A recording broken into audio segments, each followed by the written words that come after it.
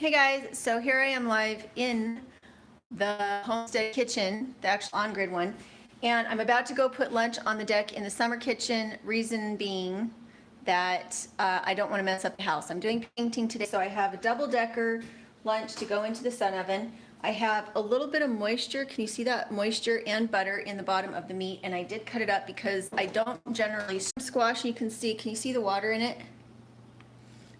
The secret to slow cooking, pressure cooking, and any kind of one pot cooking is you have to have some kind of moisture in there. Hey, Maniac Grammy.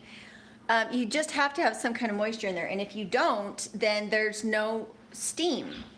It doesn't, and things will burn because you're not going to stir them. They're in pots. So, I'm not exactly sure which order I want to do it in. Generally, the meat cooks a little bit faster, and it takes a little bit more for the squash. And so I'm going to double decker it like that, if you can see that. And then here's the lid. And hopefully you guys, okay, what are you doing? Do we have any right now? Oh, that's right, you milked this morning. Okay, so I'm going to show you the summer kitchen and how I get everything out and get it ready.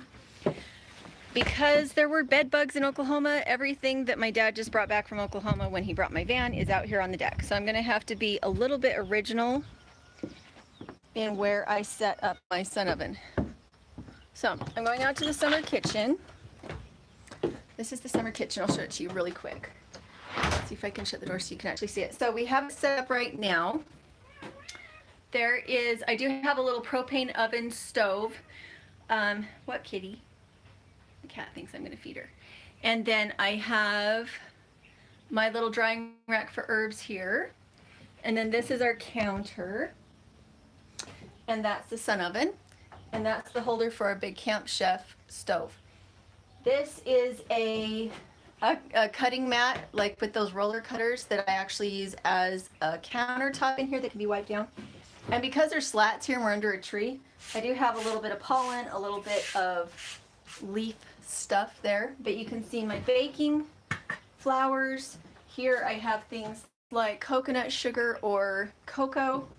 I have a big old jar of black beans, and you see everything is sealed because, again, space is the house and a place to hang meat in the winter when it's needing to age and cool a little bit. So right now I'm not dehydrating herbs, but this is where I dehydrate herbs when I do, because it's open air and it doesn't heat them up. So what was I gonna, I was getting the sun oven because I wanted, this is something my brother-in-law made me. It is dear to my heart. He made it out of a pallet. So I have cooking oils here, and then under here I have teas, a little bit of baking soda. So I pretty much have everything here in the summer kitchen that I have in my other kitchen. And again, and hopefully I don't just kill it by trying to do this one-handed.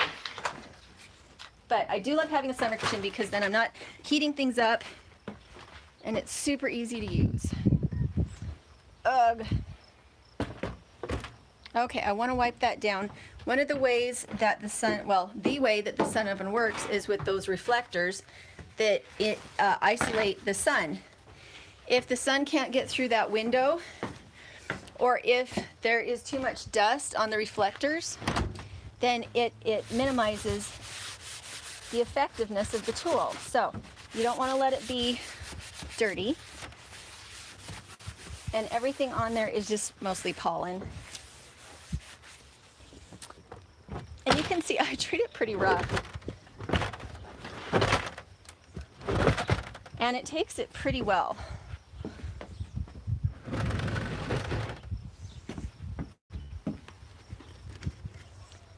Let's see.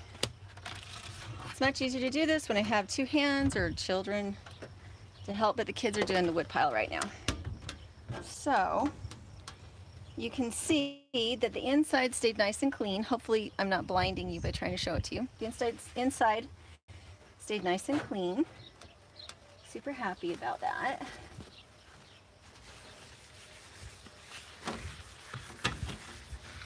I do kind of want to wipe this down better though.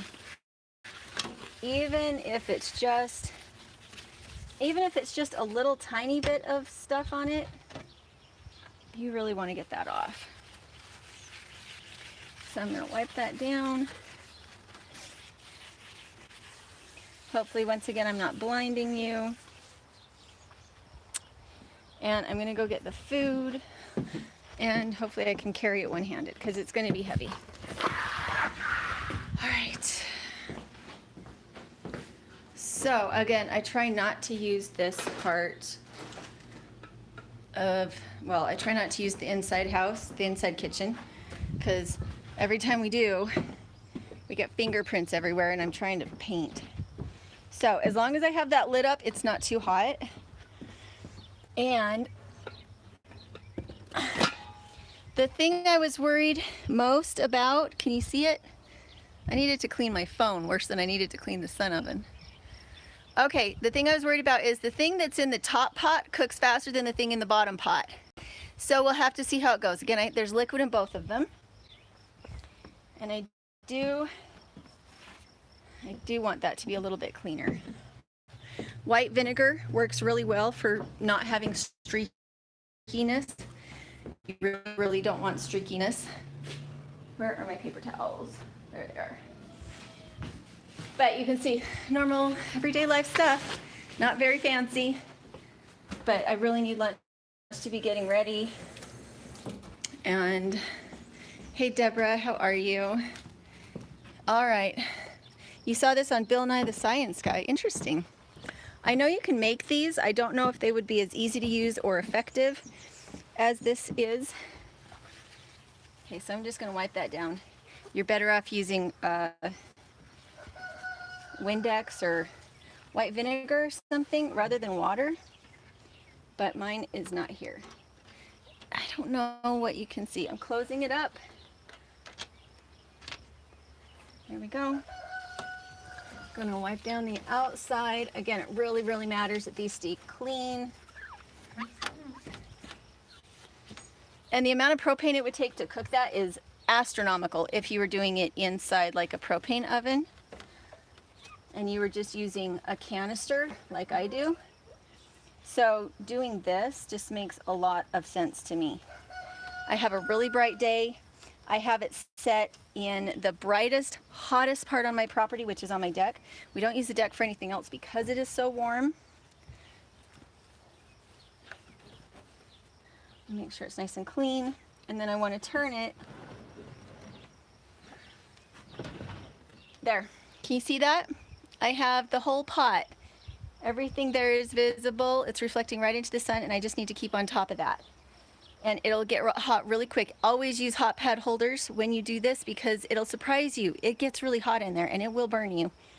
And don't do it without some kind of fluid in there. Unless it's, you know, cookies, and then there's cookie racks and stuff, not slow cooker stuff. All right, what did everybody say now that I've blinded you and myself? Does it work in cloudy areas like Seattle? So if you are in a cloudy area, what you want to do is they have little fire starters and a little stove you can put in there to cook. And I believe that it lasts for about half an hour. I have not experimented with it yet. We want to get some. We do have the stoves on the Etsy store, and that's why we want to experiment with it, is because I have more cloudy days than Catherine does. Catherine's in New Mexico, and it's really easy for her to use it. Here, I get some pretty cloudy days. And so, whoops. On those cloudy days, I can't use it because you need consistent sunlight, not intermittent sunlight. So we're working, we don't have the pellets or the little stove that goes in the sun oven on the Etsy store yet because we haven't tested it. We don't really like to put it in if we don't know it's gonna work. So the accessory kit for dehydrating, the cooking kit, the water purification indicator, all that stuff, we do have it on the Etsy store. I think we have the cookbook there too, but I'm not sure. I should probably go check that out. But anyway, I'll try and get a picture up later of how it turns out. Hopefully it's done in a couple hours, which is about, if you had a slow cooker on high where I have everything sliced, I didn't put in a whole roast. A whole roast would probably take all day, or at least like 4 hours. I sliced up carne asada and had butter and water in there, or butter and soup base in there from a previous roast. And then on the top I have the squash, but I have it cut in small slices.